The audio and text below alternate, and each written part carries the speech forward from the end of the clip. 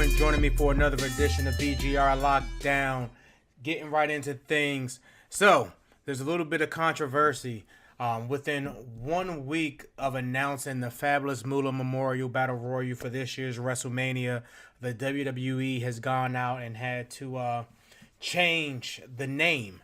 The new name is going to be the WrestleMania Women's Battle Royal. This change comes after some backlash they received over the fabulous Moolah herself. Now, until I heard it, I was completely unaware of this history of the fabulous Moolah, especially with how much she was around in the 90s during the Attitude Era. She's in the Hall of Fame, but allegedly, the fabulous Moolah has a very dark history in professional wrestling. It's going so far as she's been accused of taking money from women and pimping them out, for unmentionable things. And of course, this is kind of echoed by one of her former trainees, Mad Maxine. Snickers, one of the sponsors of WrestleMania, definitely came out and saying that naming the Battle Royal after the fabulous Moolah was completely unacceptable. I'm not sure if it was an oversight or, the people over at the WWE forgot that the internet exists. I'm not really sure what it is. But yeah. So now, that fabulous Moolah Memorial Battle Royal is now going to be the WrestleMania Women's Battle Royal. Also, in the last couple weeks, Jeff Hardy got into a car accident the other week and a DUI. Tore his car up pretty bad. Luckily enough, he came out uninjured. But the big question responding about this whole issue is, what's going to happen with Jeff Hardy? Is he getting another wellness violation? Is that going to affect his WrestleMania status? Kind of to put you guys at ease, pending him going to jail as the result of the police investigation, which is very, very doubtful. I don't really think anything's going to happen to him. One of the reasons why is, a few months ago, Jey Uso, tag team champion, got arrested for a DUI, and he's still the tag team champion. So I don't really think anything negative is really going to come out. To be honest, I actually expect to see Jeff Hardy show back up tonight in the the ultimate deletion match that Bray Wyatt and Matt Hardy is going to have on Raw. So we'll see. Speaking about the ultimate deletion, that's going on tonight on Raw. It's definitely going to be interesting. It's one of those matches that I think people have been wanting to see for years, and finally, we're actually going to get it on Monday Night Raw. Hopefully, it's, great work as Matt Hardy's ultimate deletion and everything he's filmed at the Hardy compound has turned out to be. It's, they definitely need this to be good. This Bray Wyatt and Matt Hardy feud, despite being what people would consider a dream feud, has actually been kind of boring. The matches haven't been that great. So hopefully, this will redeem it.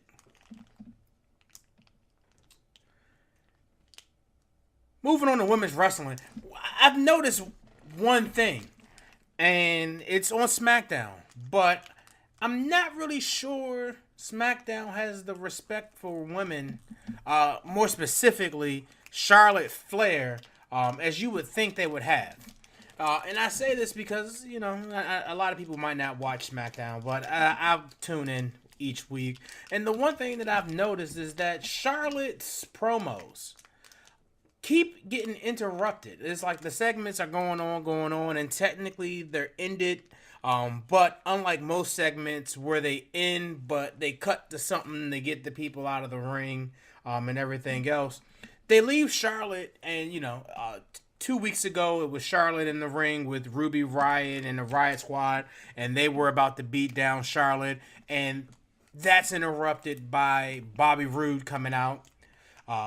And then this past week, once again, you have Charlotte and Asuka in the ring. It was kind of clear that their segment was over. But the action stayed focused to them in the ring, and then all of a sudden, Randy Orton's coming out. It seems kind of weird because it's the only segment that I've seen where they've done that, and it's now happened 2 weeks in a row. And both times it involved Charlotte, and technically, both times it also involved the United States champion. So, I'm going to check it out this week. Maybe the U.S. championship has a grudge against the women's champion. Who knows?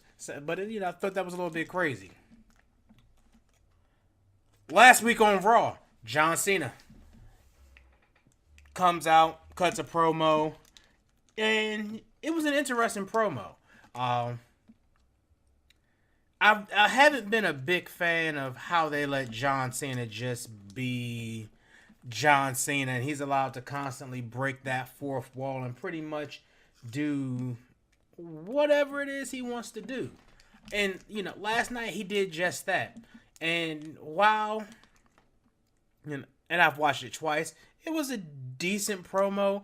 I'm not a big fan of how he cut it in the sense of 1 minute he's happy-go-lucky John Cena, then right smack dab in the middle of it, he tries to go and take this serious tone to try to challenge The Undertaker. To me, it seemed like it was two different promos, and they were combined into one. So it took a little while to get into once he switched tones. But I'm hoping, like everyone else, that at WrestleMania we do get a John Cena versus Undertaker match. Just because it's one of those matches where you haven't really seen in a while. The last time I recall ever seeing them fight one-on-one was when John Cena was still walking around as the Doctor of Thugonomics. They may have been in the ring with each other other times before, but in recent memory, I can't remember the last time I saw them fight. So that would definitely be a big boost to this WrestleMania card. While we're on the topic of WrestleMania, Mr. Someone's going to get these hands, Braun Strowman. They have him set up in an interesting story right now.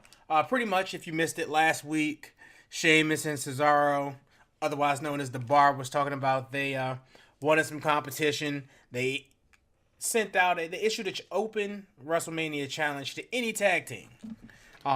So, on Raw, all of the tag teams came out and pretty much beat down The Bar.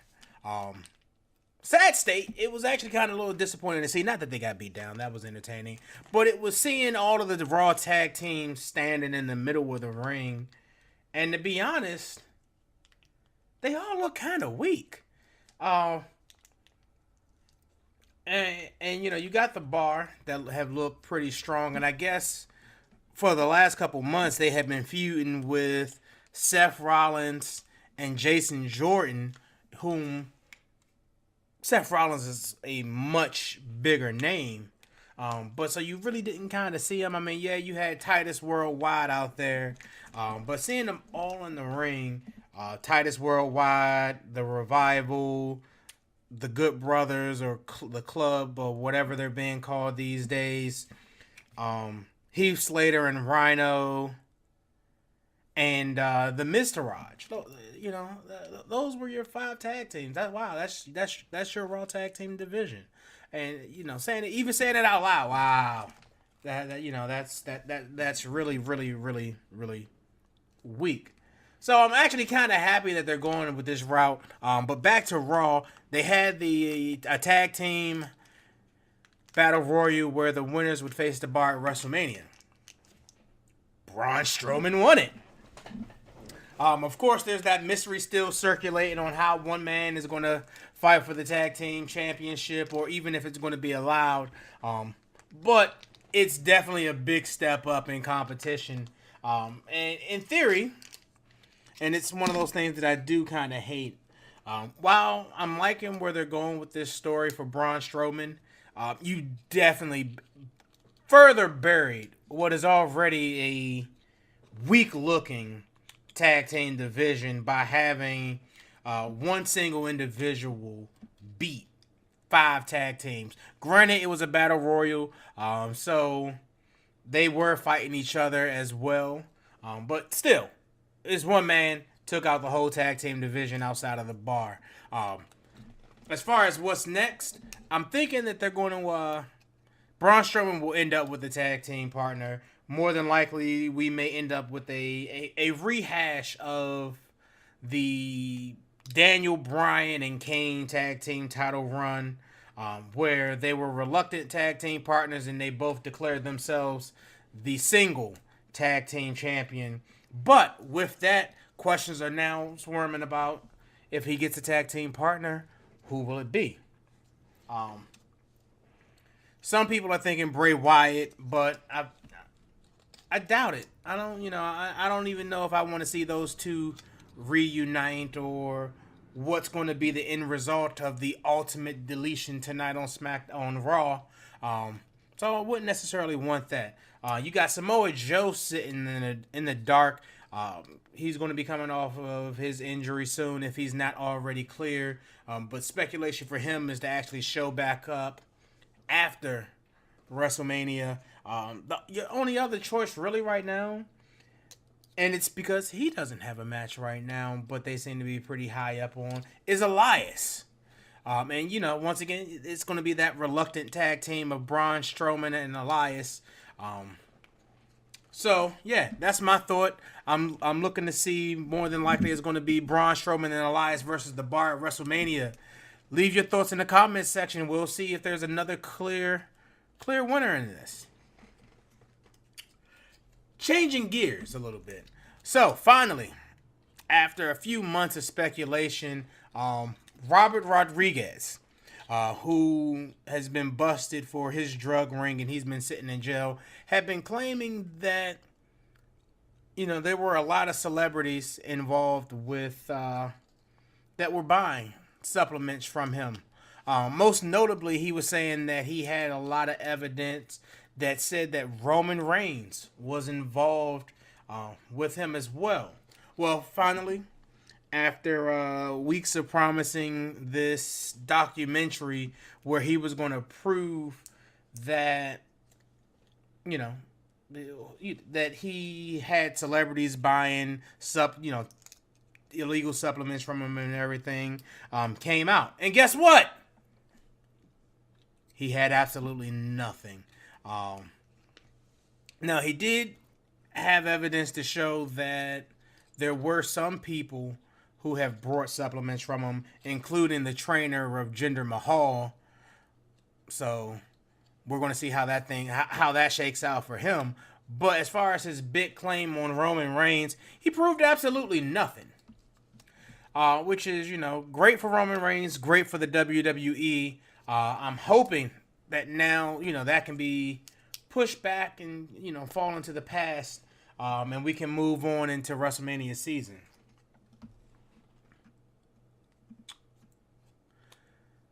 So, we're only a few weeks out from WrestleMania.